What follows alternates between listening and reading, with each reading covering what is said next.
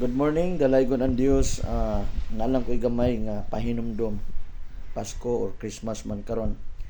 Sagara do natay mga activities sama sa kining binayluay og regalo.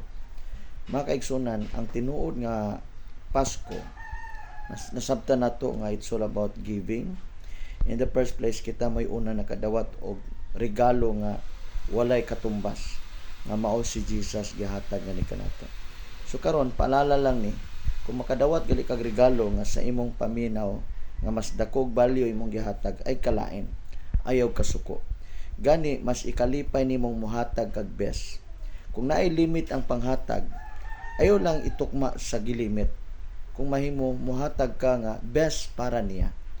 Na kung ang imong nadawat gamay og value kasi imong gihatag, mas magpasalamat ka gihapon kay ngano, kay mas importante man nga ang imong nahatag mas ma-appreciate sa uban.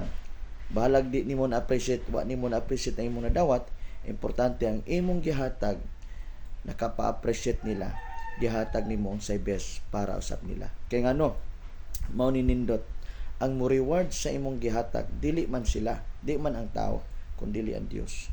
Ang prinsipyo sa Bible, it is better to give than to receive. So meaning, kung muhatag ka, ibutang una sa imong kasing-kasing nga ako ni ihatag, demonstration nimo na sa imong gugma sa Ginoo. Sa bisan kinsa nga imong gitagaan, mo na imo ang demonstration sa imong gugma sa Ginoo. So igala, sabot tadaan, ayaw kasuko kay kalain kung unsa ray nadawat nimo.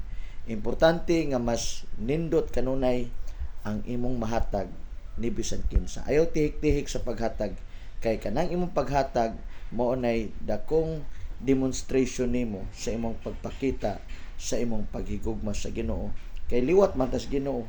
Kung liwat ka sa Ginoo, mohatag ka kanunay og best para sa uban. Best ang ato ihatag, no?